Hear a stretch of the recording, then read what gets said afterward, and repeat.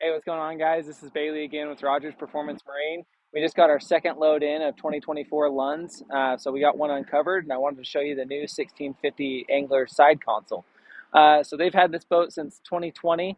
Couple changes since then. I want to go over, show you the boat, and then also talk about the changes for 2024. This boat's super cool for me. It's actually the first boat that my wife and I bought together back in 2020 when it came out. Really love the boat. We use it on all of our local lakes here in southern Utah. We've had it on Lake Powell up to Panguitch Lakes, big and small lakes. We've kind of done a little bit of everything in it. I will say the changes for 2024 really do take this boat to the next level, so we'll go check it out.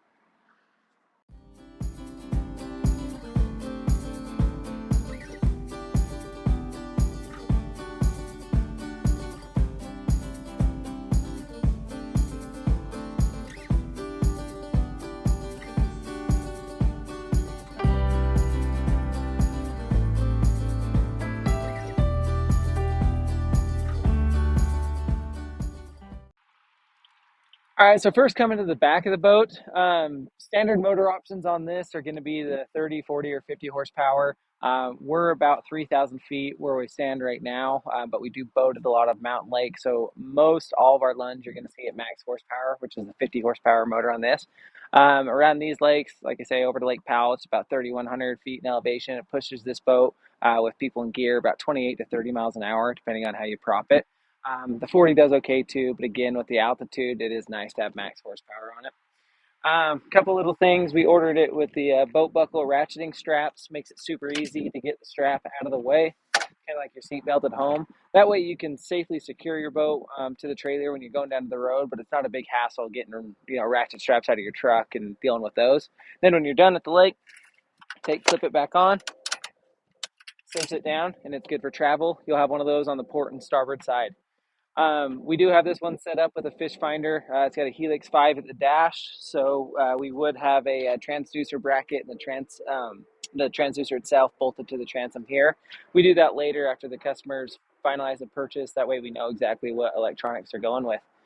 Not a whole lot more I want to show you on the outside of the boat, so let's climb up inside and show you the features it's got, the storage compartments, and a few of the electronics we added onto it. Okay, now up inside the cockpit, a lot to show you here. So first thing I want to talk about is the new ProRide seat upgrade for 2024. When we uncovered this boat, I actually thought I ordered it wrong, thinking it was going to come with Lund standard seats we typically put in the Angler. But Court, my partner in sales, let me know that the ProRide seats are standard for 2024. So with this model, you do get a little nicer seat, a little easier getting up and out of, and it's a lot more comfortable than the standard seat. Moving over to the storage compartments, one thing I really like about the Angler, when we got ours, I noticed they're all locking storage on your port and starboard side. So instead of having your just regular twist latch, it does have a lock on it, so you can lock your rods in here. You can fit up to, I believe, 8-foot 10-inch rods in here. What my wife and I did on ours is we actually put a little 3-bank rod holder at the bottom. So we'll run 3 6-foot rods at the very bottom of the storage compartment, and then 3 8-foot rods at the top. So we can have 6 on the port side, and then we'll run 3 smaller rods between 6 and 7 feet on the starboard side. Again, they're all locking, so you can leave it in the slip or in the marina overnight and don't have to worry about it. Moving to the back storage compartments, under here you've got both port and starboard side. Starboard side has the fuel tank, port side's open. You can get the optional 6.5 gallon fuel tank to go in there. The thing with this motor package is it runs right about 14 to 15 hours on a tank of gas with the style of boating I do anyways. So we found that just the single 6.5 gallon tank is plenty. And then I like to put like some plano boxes or tackle boxes here in the back in that open compartment I've got. Okay, so one of the really cool changes they made, and probably the biggest change they made for 2024, is the redesigned dash. Previous years is still nicely laid out, but they did a much better job with it. So they brought the gauges down a little bit lower. This is allowing us to put a much larger graph up on the bow if we decide. Right now, we order it with a Helix 5 with GPS, which is a pretty standard fish finder for this boat. But as you can see, I mean, the Helix 5 is still in the box. You could easily run a 9 or a 10 right there on the console, and it'd fit in there nice. Or if you want to run 2 fish finders, you could definitely do that. All the switches are now moved below the gauges, little nicer switches than they used to have before. It looks a lot nicer. They did a great job with the redesign on it. And then for years, one of the biggest complaints I got with the Lund consoles, there's really no good spot for these larger iPhones. Now they've got a built-in phone holder here. I'll try and get you a little better video of it so you can see it. But I can slide my phone in right in here, hold my phone nice and sturdy when I'm going down to the lake. And as phones change, it's adjustable in size. So if you have a bigger or smaller phone, it'll fit. From here, not more I want to show you on the console. Let's move up into the bow so I can show you the storage. All right, so now up in the bow, again, with everything they did in this boat, they utilized the space perfectly. For a 16-foot boat, it feels much, much larger. So first, we have our aerated live well up in the bow. It's got an auto switch on the dash, very, very easy to use, very easy to access. Next to it, more on the port side, you're gonna have your battery storage. So your battery for your trolling motor will go in there, as well as your battery charger.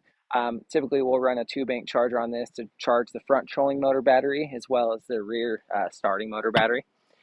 And then, like I was talking about for storage, giant storage up in the bow. This is all communicating storage, so this passes through. Right now, we've got the prop, cover, and some other items in there.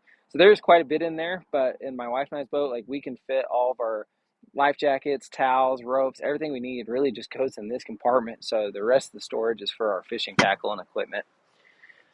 We went ahead and put the 12-volt Minn Kota PowerDrive V2 with iPilot on this one. I've had a couple customers run 24-volt. I've been using the 12-volt now for 3 seasons, and it's been more than enough for me. I did want to show you though, they did change the iPilot controller for the PowerDrive V2. A lot nicer. I mean, it's small, easy to hold, and it has all your operations you need. You've got your spot lock, north-facing autopilot. You can increase and decrease your speed, and then directional, and then prop control there. So a nice little, fits right in your hand, easy to use, easy to understand, not too much to it. Again, 12 volts more than enough for this. A lot of guys we do see go with the 24 volt if they're trolling all day long or bass fishing all day long, but the 12 volt's been great for us. So yeah, now we're going to get this in the service shop, get it prepped, and hopefully get this thing on the water.